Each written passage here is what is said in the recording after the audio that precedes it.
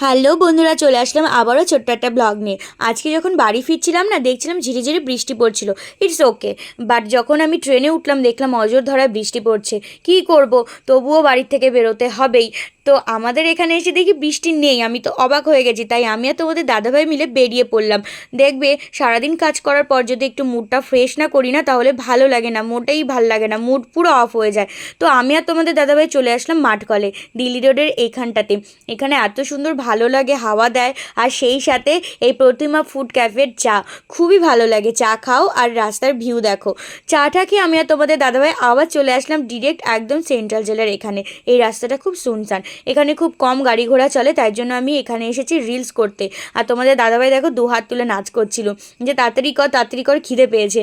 তো যাই হোক, এখান থেকে রিলস করে আবার কিন্তু আমরা চলে গেলাম বাজারের দিকে। মানে একটার পর একটা আমরা কাজ করছি, তোমাদের সাথে সেটা শেয়ার করছি।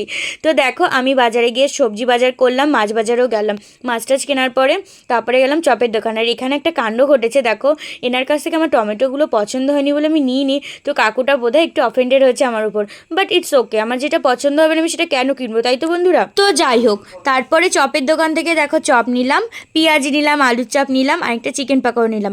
দুজনে মিলে আমরা খেলাম, খেয়ে দিয়ে তারপরে বাড়ির দিকে গেলাম। আর বাড়িতে কিন্তু গিয়ে আমার রান্না করতে হবে গরম গরম পরোটা আর কাবলি ছোলা। তো দেখো আমি এসে ঝটাপট করে কিন্তু রান্না করে নিয়েছি কাবলি ছোলাটা কেমন হয়েছে বন্ধুরা দেখে কিন্তু অবশ্যই জানিও।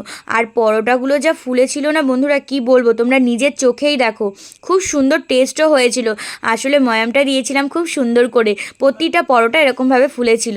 তো রাতের মেনুটা তো জাস্ট জমে যাবে, গরম গরম পরোটা আর একদম ফুলকো ফুলকো, আর সাথে কাবলি ছোলা। আমার বর তো খুব সুন্দর খাবে। তো বর বলে না, শাশুড়ি মাও খুব ভালো খায় অ্যাকচুয়ালি। পরোটা দিয়ে কাবলি ছোলা বা তোমার কচুরি দিয়ে বলো, সব কিছু দিয়ে ভালো লাগে। তো যাই হোক, আমি পরোটা করলাম, করে টোরে রান্না ঠান্না আমার কমপ্লিট হলো। তারপরে যে বাসন টাসন ছিল সেগুলো আমি সব কিছু মেজে নিলাম। আর আমার যেন তো কাজ টাজ করে না একদম পরিষ্কারভাবে ফিটফাট করে না রাখলে আমার না খুব রাগ ধরে। আমি অগোছালো জিনিস একদমই পছন্দ করি না।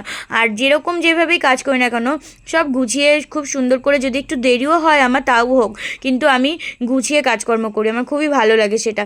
তো তারপরে আমি স্নান টান করে নিলাম, ফ্রেশ ট্রেশ হয়ে খেতে বসলাম। আর গরম গরম এই কাবলি ছোলার পরোটা উফ, জাস্ট জমে গেছিলো। তো চলো বন্ধুরা, আজকের ব্লগটা এই পর্যন্তই। কেমন লাগলো অবশ্যই জানিও। যদি ভালো লাগে লাইক শেয়ার কমেন্ট করো, আর যারা নতুন তারা একটু সাবস্ক্রাইব করে দিও। টাটা।